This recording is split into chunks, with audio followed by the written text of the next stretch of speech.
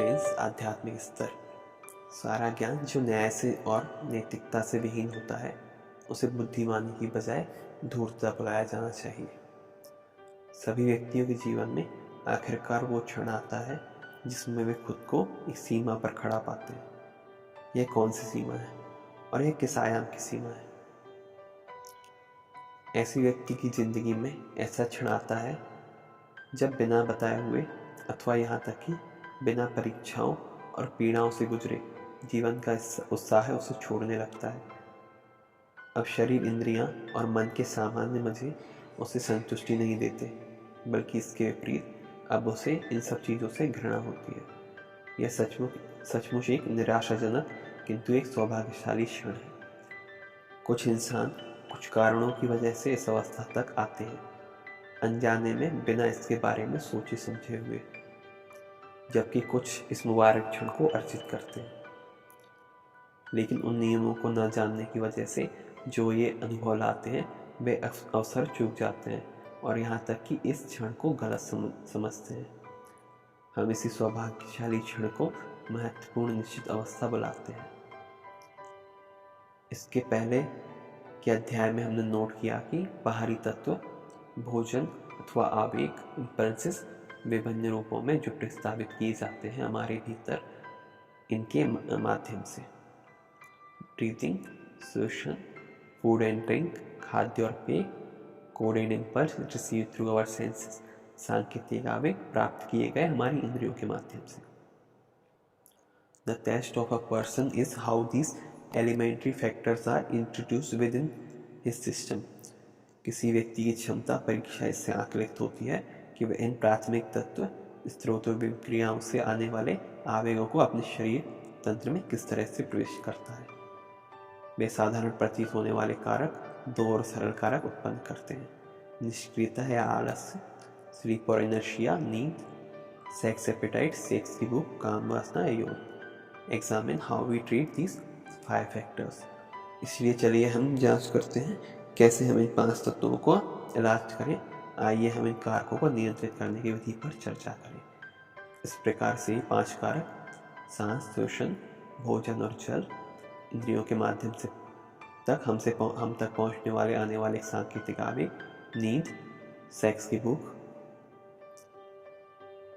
जीवन का गुरुत्वीय खिंचाव, हमारी इस मौजूद आत्म चेतना, ईगो, अहम की मानसिक अवस्था में हम पदार्थ के प्राकृतिक खिंचाव की तरफ सम्मोहित होते हैं। और जब हम इस सम्मोहन की स्थिति से अधिक ग्रस्त हो जाते हैं तो हम अपने व्यवहार को दूसरों की धारणा से अलग करने से डरने लगते हैं। इससे हम इतने भ्रमित हो चुके हैं कि हम संसार के अधर्म आचरण के नाटक में खुद को और दूसरों का अभिनय देखने लगते हैं। जीवन और चेतना सापेक्ष शब्द होते हैं। सभी प्रकाश, सभी समझ, अच्छा बुरा, सच, सारे धर्म सापेक्ष हैं, लेकिन सापेक्ष किस तरह से? हम इसे उस व्यक्ति के स्थिति के सापेक्ष स्थिति से प्रासंगिक कहते हैं जो उस महत्वपूर्ण निश्चित अवस्था की सीमा पर है। जीवन चेतना या जीवन के आधार अवयव के विषयों को पढ़ने, बुद्धि व्यायाम से, नीरस सिद्धांतों या सांसारिक धर्मशास्त्रों से, भ्रामक योग अभ्यासों के माध्यम से अथवा इससे कुछ भी कम महत्वपूर्ण मूल्य से कभी भी समझ पाना संभव नहीं है। यह सब केवल तब संभव समझ होता है जब कोई व्यक्ति सीमा पार करके उस महत्वपूर्ण निश्चित अवस्था तक पहुंचता है। सवाल यह है कि कोई कैसे पता लगाए कि कोई पहुंचा या नहीं पहुंचा उस अवस्था तक, और किन उपायों, तरीकों, अनुशासनों से कोई पहुंच सकता है उस महत्वपूर्ण निश्चित अवस्था तक।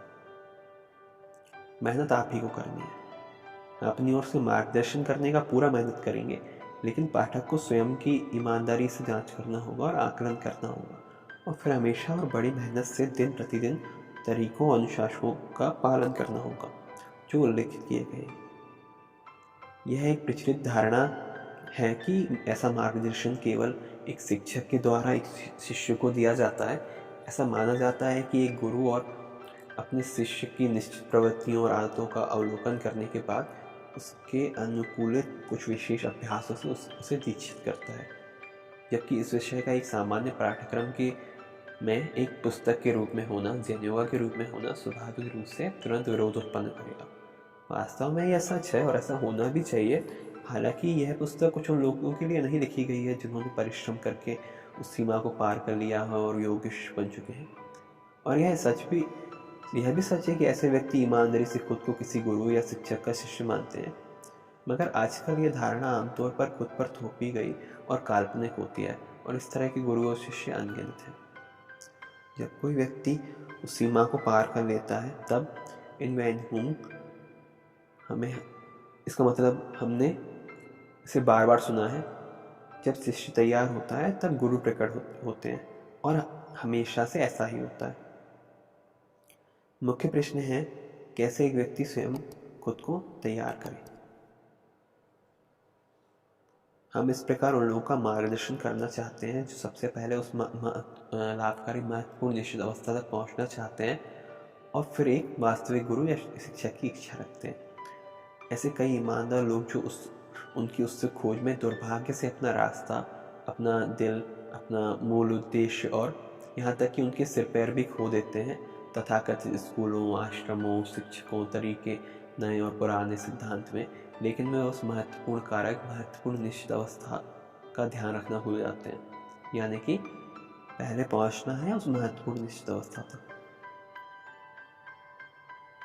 बल्कि इस तथ्य को ना जानते हुए या उसकी अनदेखी करते हुए उस अति आवश्यक तैयारी या परिपक्वता के बिना ही उन उच्च विधियों और अनुशासनों का पालन करने लग जाते हैं, तब वे कैसे उन विधियों से परिणामों की अपेक्षा कर सकते हैं। वे सभी बताई गई उन्नत विधियां धारणा, एकाग्रता, ध्यान और समाधि उन व्यक्तियों के लिए हैं जो पहले से ही उस महत्वपूर्ण निश्चित अवस्था तक पहुंच चुके हैं। इस निस्संदेह तथ्य के बारे में खुद से कोई चूक ना होने दें। कोई सिद्धांत नहीं बल्कि अनुभव है जो इस आश्चर्य से चलने वाला कानून, चमत्कारी नियम को प्रकाशित करता है। योग प्रणाली की वर्तमान स्थिति 4 सबसे गलत समझे गए शोषित शब्द जिनका दुरुपयोग किया गया है वे हैं भगवान, धर्म, प्रेम और योग। महान योगा प्रणालियां दूसरी प्राचीन प्रणालियों की तरह बिगड़ चुकी हैं और संदेह की निगाह से देखी जाने लगी हैं।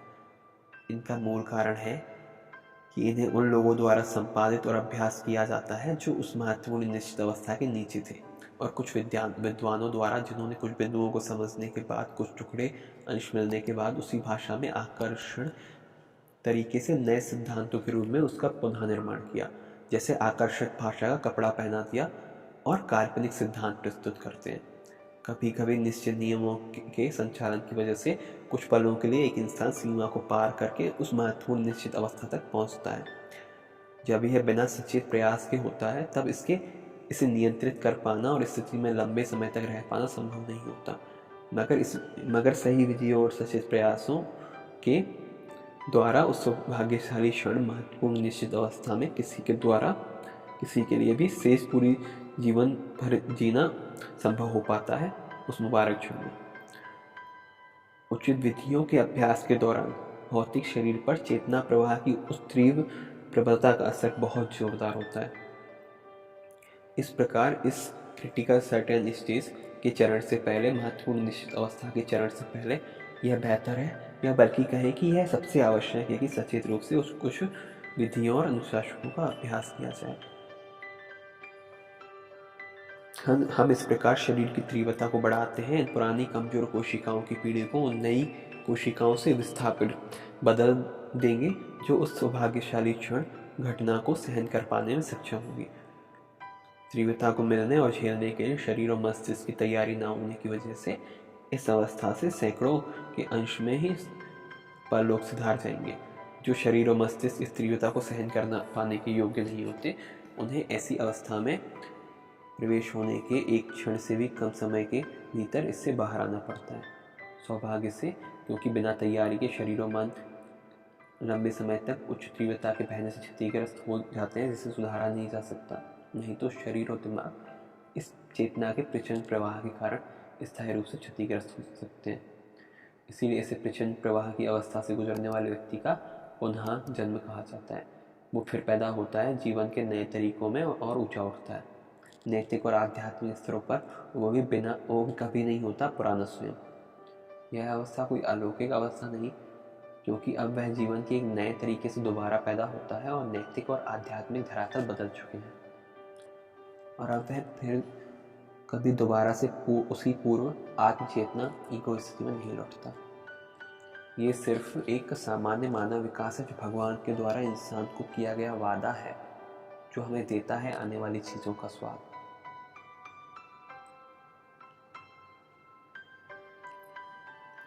केवल जब आदमी अपनी स्वतंत्र इच्छा का विवेकपूर्ण ढंग से उपयोग करेगा तभी संपूर्ण मानव जाति के लिए शुभ दिन आएगा।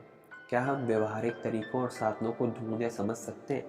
क्या कोई सरल और पता लगा पाए सरल और सीधा रास्ता कि क्या निश्चित समय पर उसकी ज़िंदगी में इंसान कहाँ पर है?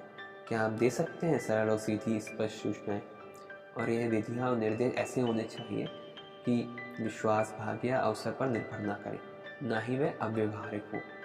इंसानों को योग्य होना चाहिए जागृत प्रणालियों में वर्गीकृत किए जाने के लिए।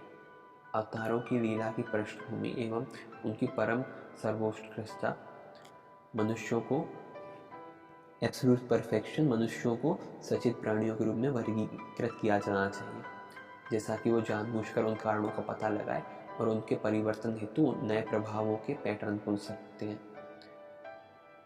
और अवगुण त्रुटियां बचे हुए पिछले सांचों में उसी रूप में इच्छा हो उसे हटाने के लिए। आंतरिक आत्मा मूल्यांकन सूक्ष्म दोष भी प्रकट करता है। जब भी कोई व्यक्ति इस तरह से कार्य करता हुआ उच्च स्तर तक पहुंचता है तब आत्म आंतरिक सर्वेक्षण के माध्यम से उसे स्वयं के भीतर स्थित बारीक से बारीक खामियों और अवगुणों का भी पता चलता है जो पिछली मानसिक संरचनाओं में शेष रह जाते हैं। ऐसे व्यक्ति का उद्देश्य होता है परफेक्शन, पूर्णता।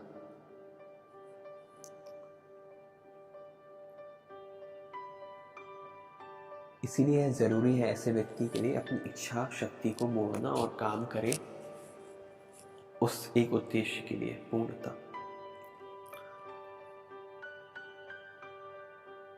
इस प्रकार उस व्यक्ति में उन खामियों को खत्म करने की इच्छा पैदा होती है और ऐसे व्यक्तियों का उद्देश्य एब्सोल्यूट परफेक्शन को हासिल करना होता है। उस अंत तक पहुंचने के लिए ऐसे आदमी कारणों का पता लगाते हैं, जानबूझकर बीड़ा उठाते हैं, यात्रा शुरू करते हैं प्रयासों के माध्यम से पूरा करने के लिए, जो प्रस्तुत करते हैं सदाचार के पाठ, शिक्षाएं एक औसतन आदमी के लिए, और एक बार होशपूर्वक कारणों को स्थापित करने के बाद वे दृढ़तापूर्वक उसके असर पर काम करते हैं। उस उद्देश्य की पूर्ति के लिए ऐसे व्यक्ति कार्य योजना बनाते हैं और सोच समझकर ऐसे प्रसंगों और घटनाओं को करते हैं जिन्हें जैविक प्रयासों से पूरा किया जाता है और जो औसत व्यक्ति के लिए आदर्श सीख बनते हैं।